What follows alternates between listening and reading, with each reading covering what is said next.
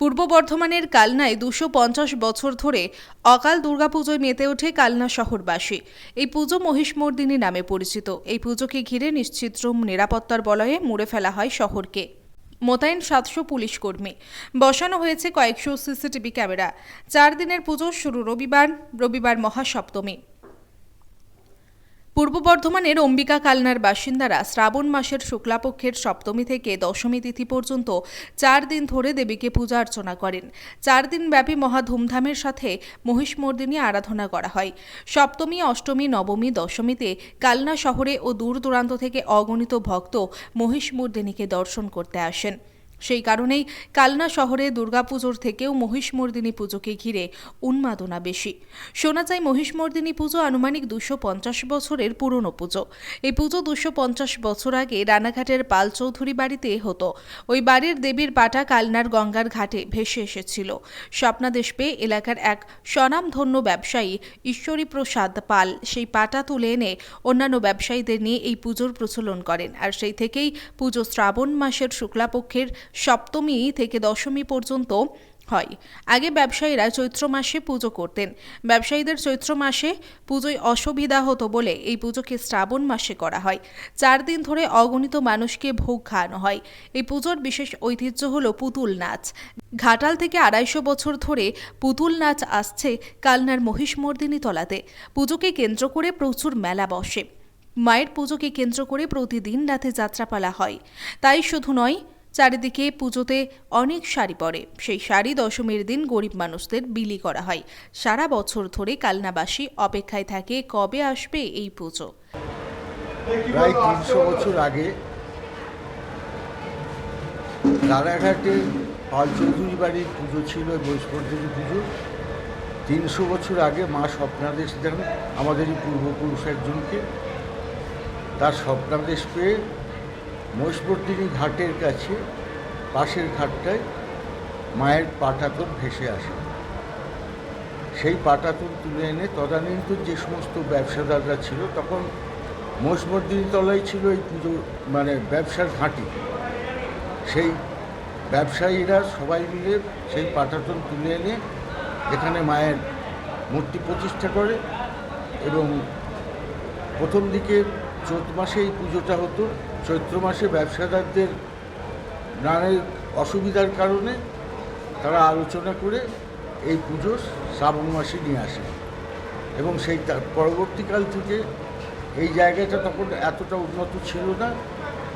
তারা এইখানে মন্দির প্রতিষ্ঠা করেন, সঙ্গে সঙ্গে এই চালা বা নহবত এইসব তৈরি হয় এবং এই পুজো উপলক্ষে গোটা বর্ধমান জেলার মধ্যে, বর্ধমান জেলা এবং পার্শ্ববর্তী নদিয়া এবং হুগলি জেলা থেকে প্রচুর মানুষের সমাগম হয়।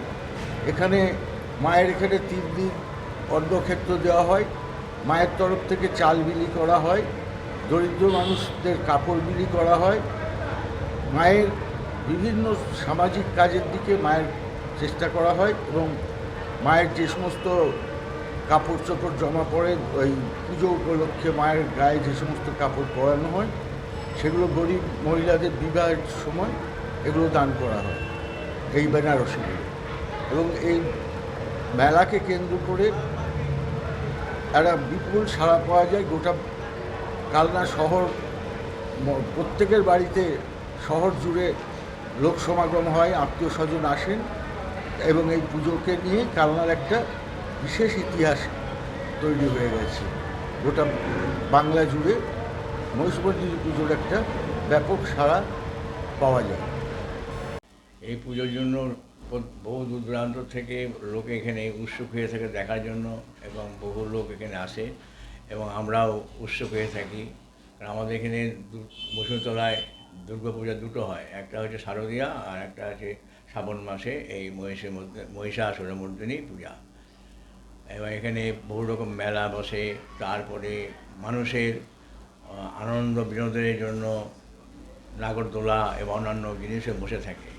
এখানে 3 দিন ধরে লোক খাওয়ানো হয়, তারপর কাপড় দান করা হয়, আর দশমীতে নবমীতে পাঠা বলি হয়, আর দশমীতে আরম্ভ রূপে তাকে বিসর্জন দেওয়া হয়। আর এখানে বস্ত্রদানও করা হয়।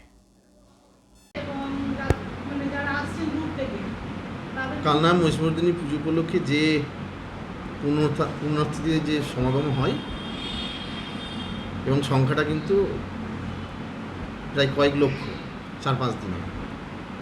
স্বভাবতই কালনা পৌরসভা, কালনা পুলিশ প্রশাসন এবং কালনা মহকুমা প্রশাসন সকলেই খুব সতর্ক এই বিষয় নিয়ে, যাতে মানুষের কোনো অসুবিধা না হয়, গ্যাদারিংটা যাতে ঠিকমতো পাস হয়। সেই জন্যে আমাদের 3-4টে মূলত মোড় আছে। একটা দাশু চৌধুরীর মোড়, দোকলতলা মোড়, ভিডিও হল মোড়, মিলিটারি রাস্তার যে মোড়, এই 4টে জায়গায়তেই পুলিশ মোতায়েন থাকে এবং আপনার সিসি ক্যামেরায় ধরুন মুড়ে ফেলা হয়েছে নিরাপত্তাজনিত কারণে, এবং প্রায় সিভিক ভলেন্টিয়ার্স এবং পুলিশ নিয়ে, যেটা এসডিপি সাহেব যেটা আপনাদেরকে বলেছেন, প্রায় 800 মতো আপনার যে ফোর্স কিন্তু এই পুজোতে কভার করে। আর বিভিন্ন জায়গায় যেগুলোতে আরও গ্যাদারিং হওয়ার কথা, সেইগুলোতে ধরুন ড্রপ গেট করা হয়েছে। আর আপনার মহিষমর্দিনী তলার একদম পুরো, যেহেতু আমাদের গঙ্গার ধার বরাবর হয়, গঙ্গার ধার বরাবর টোটালটাই বাসের ব্যারিকেড দিয়ে ঘেরা করা হয়েছে। একটি মাত্র মূল ঘাট যেটা রয়েছে, মহিষমর্দিনী ঘাট যেটাকে বলা হয়, সেই ঘাটটাই একমাত্র খোলা আছে।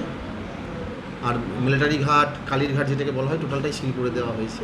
আর মানুষ চলাচলের জন্য মূল যে ফেরিঘাট, কালনা ফেরিঘাটটা, ওটা খোলা আছে এবং ওখানেও আমাদের পুলিশ থাকবে এবং আরও যে সমস্ত স্বেচ্ছাসেবক আছে তারাও থাকবেন।